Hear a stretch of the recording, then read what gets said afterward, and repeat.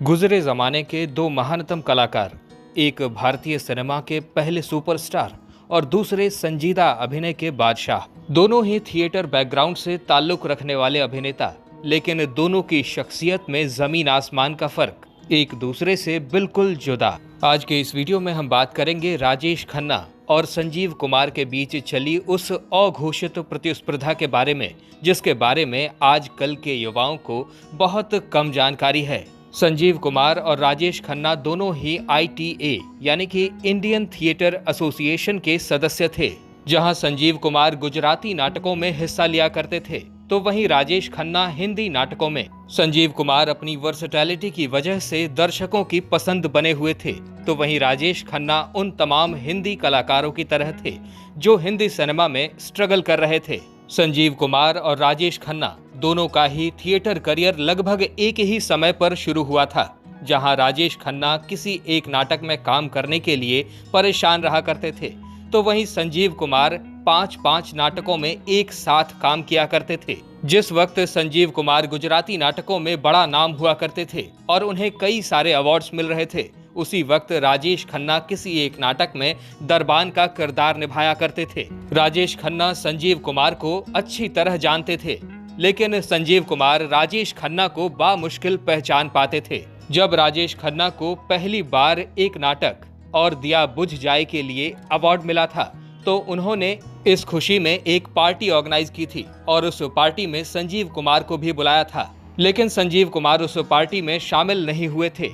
राजेश खन्ना और संजीव कुमार के करियर में एक नोटेबल बात यह भी थी कि संजीव कुमार को फिल्मों के ऑफर्स पहले से ही मिलने शुरू हो गए थे, लेकिन फिर भी संजीव कुमार को थिएटर करियर शुरू करने के बाद लगभग 5 साल का समय लग गया था फिल्मी करियर शुरू करने में। वहीं राजेश खन्ना ने थिएटर करने के 2 साल बाद ही फिल्मों में एंट्री ले ली थी। दोनों के ऑडिशंस देने का तरीका भी बिल्कुल अलग था। जहां संजीव कुमार सफेद कुर्ता पाजामा पहनकर ऑडिशंस देने जाया करते थे, तो वहीं राजेश खन्ना का लुक कुछ और ही हुआ करता था। वो अपनी स्पोर्ट्स कार से जाया करते थे। राजेश खन्ना का फैमिली बैकग्राउंड काफी ज्यादा स्ट्रॉन्ग था और वो अक्सर सूट बूट पहनकर ऑडिशन देने जाया करते थे। इस एक फर्क ने भी इन दोनों महान कलाकारों के बीच कभी दोस्ती नहीं होने दी। इनसे जुड़ा एक किस्सा और भी है। जब महंगा सौदा फिल्म की शूटिंग चल रही थी, इस दौरान राजेश खन्ना अपनी प्रेमिका अंजू महिंद्रू, जो कि उस फिल्म में काम कर रही थी, उनके सेट पर अक्सर पहुंच जाया करते थे। लेकिन राजेश खन्ना वहां जाने के बाद किसी और कलाकार से बात भी नहीं किया करते थे। वो सिर्फ और सिर्फ अंजू महिंद्रू से बात किया करते थे। उस फिल्म में संजीव कुमार भी थे। जाहिर है राजेश खन्ना ने उस फिल्म के सेट पर जाने के बावजूद भी संजीव कुमार से कभी बातचीत नहीं की और ये बात उस फिल्म से जुड़े तमाम कलाकारों को बिल्कुल भी पसंद नहीं आती थी।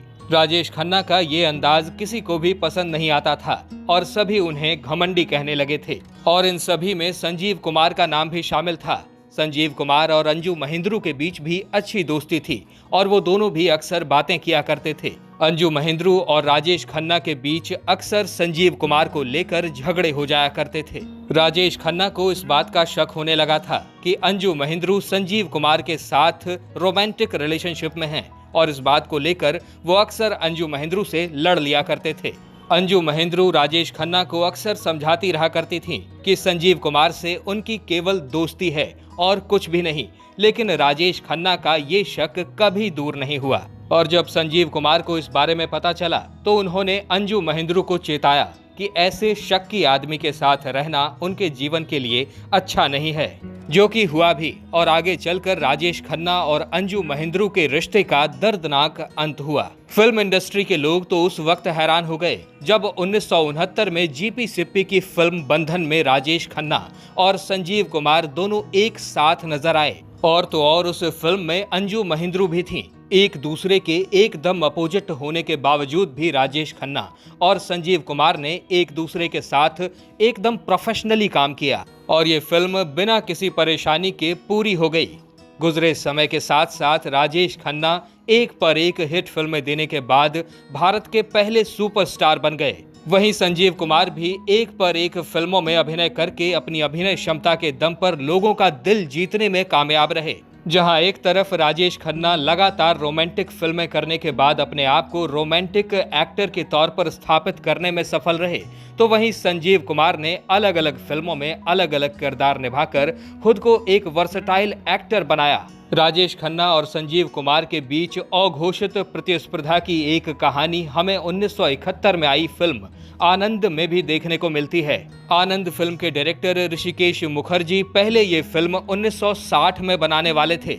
उस वक्त ऋषिकेश मुखर्जी ने आनंद के किरदार के लिए किशोर कुमार को और बाबू मोशाय वाले किरदार के लिए महमूद को फाइनल करना चाहा था, लेकिन किसी बात को लेकर ऋषिकेश मुखर्जी और किशोर कुमार के बीच लड़ाई हो गई और उन्होंने इस फिल्म को छोड़ दिया। और चूंकि किशोर कुमार और महमूद के बीच अच्छी दोस्ती थी, इसीलिए किशोर कुमार के फिल्म छोड़ने के कुछ समय बाद ही महमूद ने भी ये फिल्म छोड़ दी और आखिरकार उस वक्त ये फिल्म डब्बा बंद हो गई। महमूद ने अपनी biography Mahmood a man of many moods में इस बात का जिक्र भी किया था।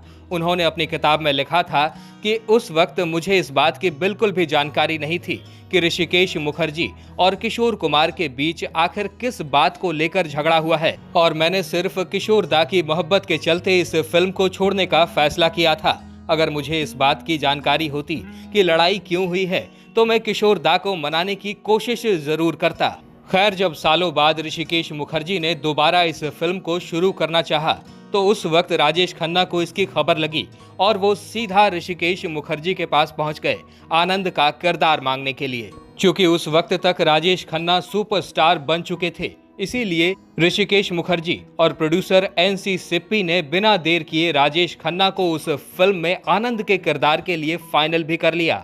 इस फिल्म में बाबू मोशाय के किरदार के लिए संजीव कुमार को साइन करने की बात चल रही थी। वैसे भी ऋषिकेश मुखर्जी पहले ही संजीव कुमार के साथ सत्यकाम और आशीर्वाद फिल्म में काम कर चुके थे। ऋषिकेश मुखर्जी संजीव कुमार के एक्टिंग पोटेंशियल से पूरी तरह अवगत थे।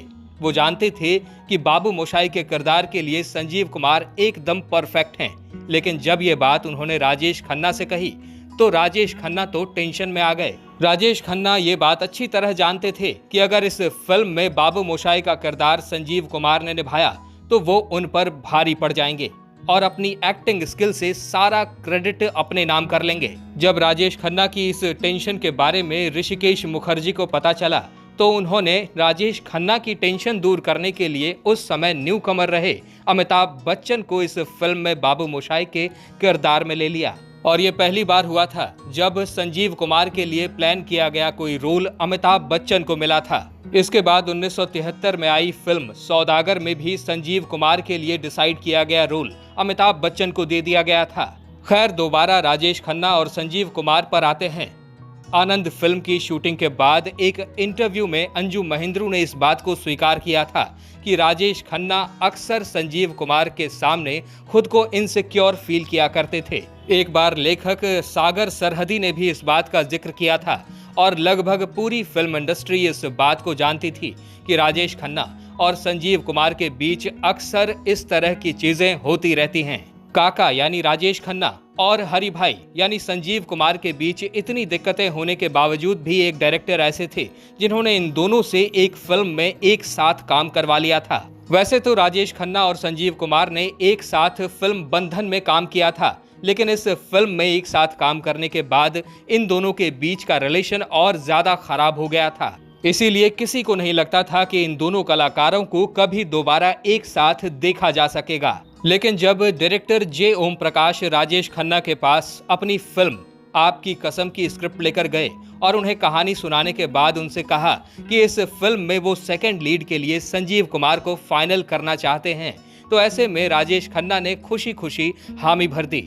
कुछ लोगों का कहना है कि राजेश खन्ना इस फिल्म में काम करने को इसलिए तैयार हुए थे क्योंकि इस फिल्म में एक सीन है जिस सीन में राजेश खन्ना संजीव कुमार को थप्पड़ मारते हैं और राजेश खन्ना संजीव कुमार को थप्पड़ मारना चाहते थे। हालांकि डायरेक्टर जे ओम प्रकाश ने इन बातों को फिजूल बताया था। राजेश खन्ना को स्क्रिप्ट सुनाने के बाद जे ओम प्रकाश फिल्म की स्क्रिप्ट लेकर संजीव कुमार के पास गए थे। हालांकि उन्हें इस बात का डर था कि कहीं संजीव कुमार इस फिल्म में काम करने से मना न कर दें। इस डर की दो वजहें थी। पहली वजह तो थी अघोषित प्रतिस्पर्धा जो राजेश खन्ना और संजीव कुमार के बीच चल रही थी, और दूसरी वजह ये थी कि उस समय तक संजीव कुमार भी फिल्मों में लीड करने लगे थे और ऐसे में कहीं ये स्क्रिप्ट देखने के बाद और सेकंड लीड किरदार देखने के बाद कहीं वो भड़क ना जाएं और इस फिल्म में काम करने से इनकार न कर दें। इसीलिए जे ओम प्रकाश ने संजीव कुमार को स्क्रिप्ट सुनाने से पहले ही बता दिया कि वो उनके पास सेकंड लीड किरदार का ऑफर लेकर आए हैं। इसके बाद संजीव कुमार ने इस फिल्म की पूरी स्क्रिप्ट सुनी और इस फिल्म में काम करने के लिए हामी भर दी। कहा जाता है कि संजीव कुमार ने इस फिल्म में काम करने के लिए हामी सिर्फ इसलिए भरी थी ताकि राजेश खन्ना और संजीव कुमार के बारे में जो भी बातें फिल्म इंडस्ट्री में चल रही हैं उन्हें खत्म किया जा सके। आपकी कसम फिल्म की शूटिंग पूरे 10 महीने तक चली और इसके बाद 1 साल के भीतर ये फिल्म पूरी भी हो गई। जे ओम प्रकाश के लिए सबसे ज्यादा चैलेंजिंग इस फिल्म का वही सीन रहा जब राजेश खन्ना संजीव कुमार के गाल पर थप्पड़ मारते हैं। ये सीन महबूब स्टूडियो में शूट किया गया था और बिना किसी परेशानी के इस फिल्म को पूरा शूट कर लिया गया। इसके बाद संजीव कुमार और राजेश खन्ना ने जे ओम प्रकाश की ही फिल्म आक्रमण में एक साथ काम किया था और ये बात एकदम सच है कि जे ओम प्रकाश की वजह से ही राजेश खन्ना और संजीव कुमार के बीच की दूरियां कम हुई थीं। हालांकि 25 सालों से एक दूसरे को जानने के बावजूद भी ना तो संजीव कुमार राजेश खन्ना के घर गए थे और ना ही राजेश खन्ना कभी संजीव कुमार के घर गए। मगर जब सन 1985 में संजीव कुमार की मृत्यु हुई थी तब राजेश खन्ना उन्हें अंतिम श्रद्धांजलि देने के लिए उनके घर आए थे और राजेश खन्ना की आंखें उस दिन नम थीं। आज तो ना ही हरि भाई इस दुनिया में हैं और ना ही काका जी, लेकिन दोनों की फिल्में और दोनों का किरदार इन्हें हमेशा अमर रखेंगी। दोस्तों, आपको इन दोनों कलाकारों की कौन सी फिल्म या कौन सा किरदार सबसे ज्यादा पसंद आया, हमें कमेंट्स में जरूर बताइएगा। वीडियो पसंद आई हो तो इसे लाइक करिएगा और अगर आप हमारे चैनल वारिधि मंथन पर नए हैं तो इसे सब्सक्राइब करके बेल आइकन दबाना बिल्कुल मत भूलिएगा। वीडियो में अब तक बने रहने के लिए आपका बहुत बहुत शुक्रिया।